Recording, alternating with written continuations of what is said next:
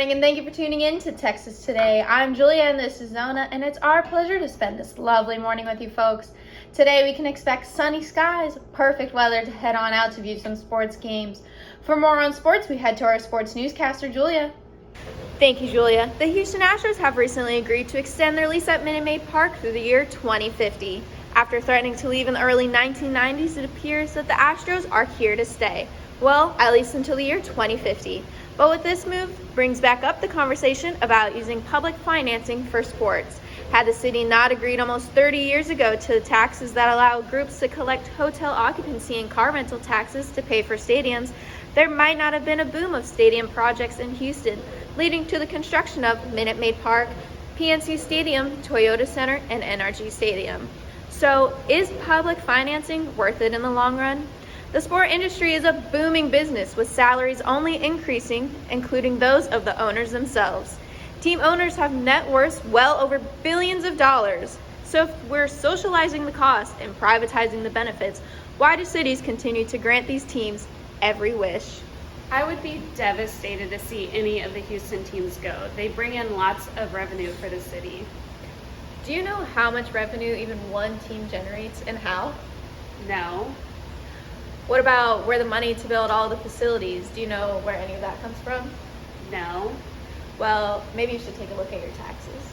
Owners are refusing to pay for these stadiums and are instead asking the cities to fund these projects. The average stadium generates around $145 million a year, but none of that revenue goes back into the community. Some newly constructed stadiums have a very limited or even a negative economic impact. The opportunity cost that goes into allocating the financing for stadiums rather than infrastructure or other community projects that would actually benefit local. If you had a say, where would you like all your taxes to be allocated?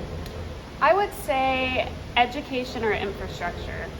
If I were to tell you that Jim Crane wanted a new stadium for the Astros, that your money would go to neither education nor infrastructures, how mad would that make you? Yeah, pretty mad since he's a billionaire.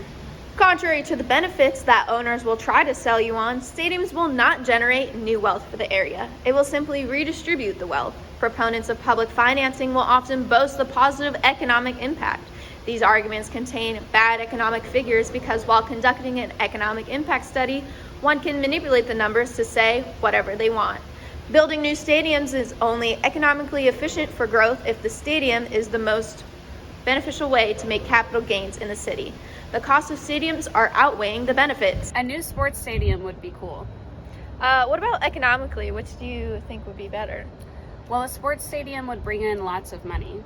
Well, actually it'd only bring in temporary jobs and destroy jobs and drive down wages for the community.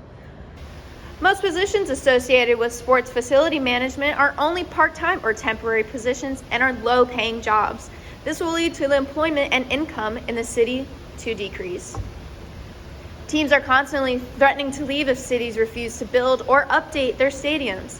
Cities want these projects to be publicly funded, but are not willing to share the revenue. Team owners can afford to fund these projects, but would rather have everyone else open up their wallets so that the money can go straight into theirs. So do these teams even really need new facilities? There's no strong statistical evidence that supports that having new stadiums will improve team performance.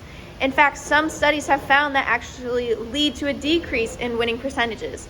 There's also not a positive correlation between fan attendance. New facilities will have a short-term impact on attendance, but there's no positive impact on the long-term attendance. In conclusion, it is not beneficial to anyone other than sports team owners to use public funding for stadium financing. Tax dollars can be allocated for much better things such as infrastructure and education. Wow. Thank you, Julia, for that information. Zona, did you have any idea about all this? No, probably not. You don't pay taxes. Well, that's all the time we have for today. I'm Julia, and this is Zona, and thanks for tuning in to Texas Today.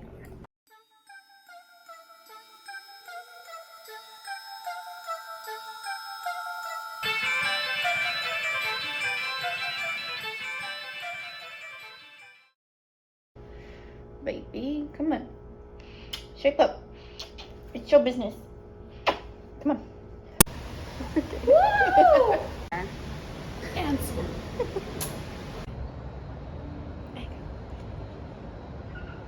Starting with you. Wow, thank you, Julie, for that information. Zona, did you have any idea about all this? No, probably not. Bye, Zona.